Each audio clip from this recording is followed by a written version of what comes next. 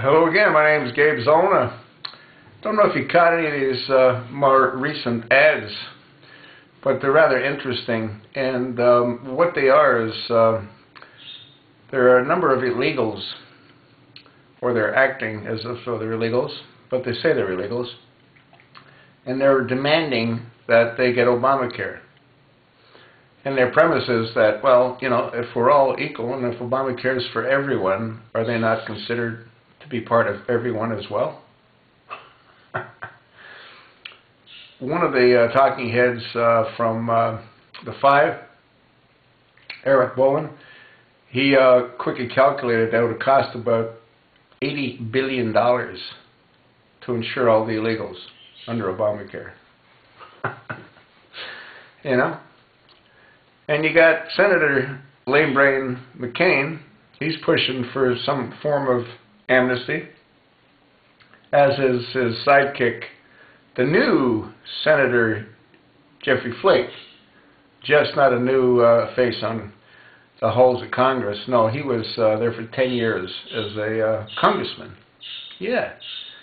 Yeah, and then he sort of made the big time. You know what I mean? Yeah.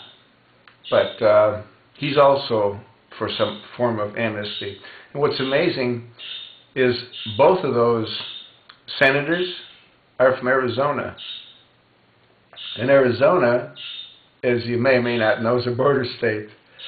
And we have an awful lot of illegal immigrants in Arizona.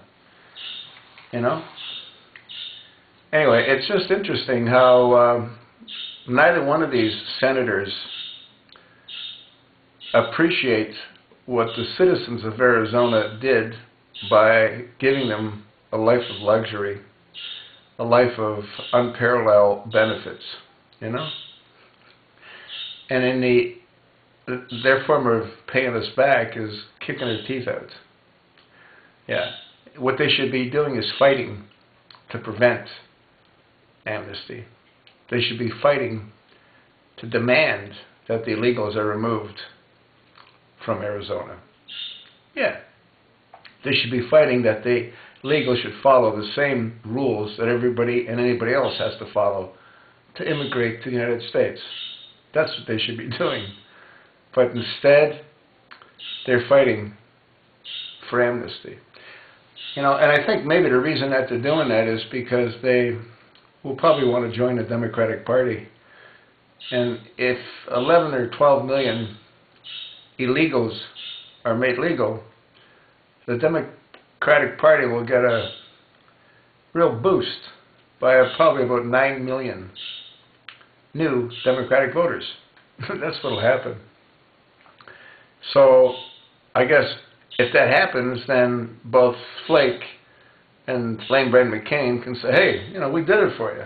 We want to join your team. Huh? Well, that's all under the assumption that there's going to be a team to play on. Because personally, I think that Big Sis is going to start showing us what all that ammo is for, and all those tanks and those heavy armored vehicles are for. Yeah. I'd be curious to know how many she has in her new militia that Obama said he was going to create, and he said that in 2009. So he's had 4 years to put together his own team.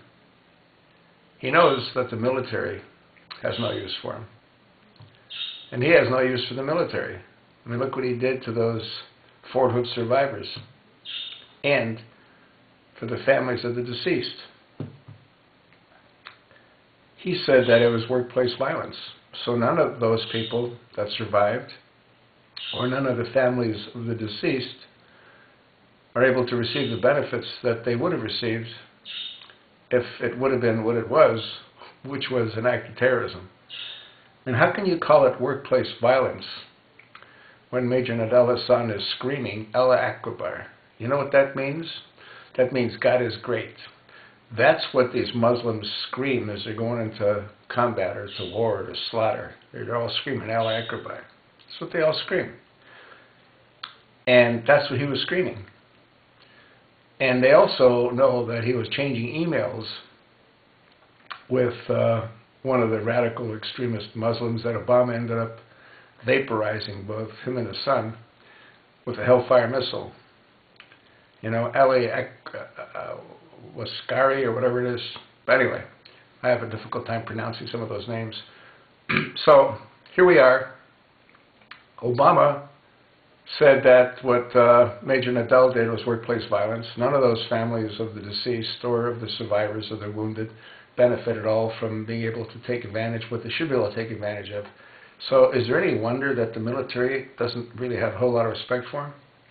They also know that he did nothing to save the ex-Navy SEALs in Benghazi.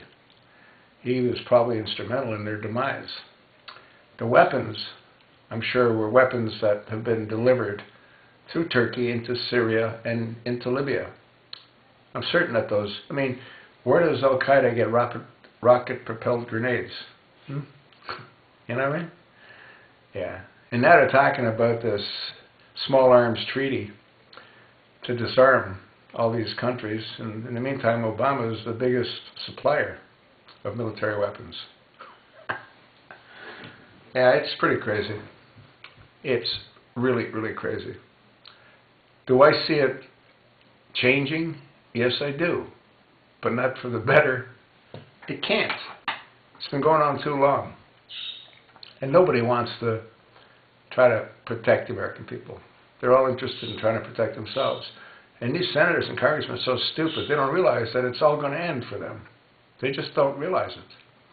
And most of them couldn't even contemplate something like that. They couldn't comprehend something like that because they've been protected for so long. Diane Frankenstein, how long has she been running around at the public trough? You know?